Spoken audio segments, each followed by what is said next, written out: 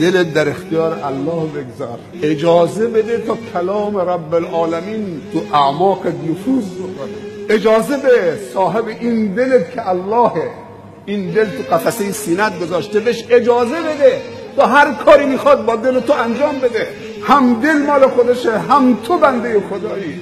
پس چرا به خدا اجازه نمیدید؟ اگر اجازه به شیطان دادید که با دلت هر کاری میخواد بکنه، بیچاره و بدبختت میکنه. دل تو اولین کاری که میکنه از ایمان به رب العالمین و توحید و عقیده توهی میکنه، تو رو مفلس و فقیر و بیچیز و حقیرت میکنه. اجازه بدید تا در زمین دلت خداوند گل بکاره. الله باغبان دلت باشه. اگه الله باغبان شد، کل وجود تو بوته های گل میکنه.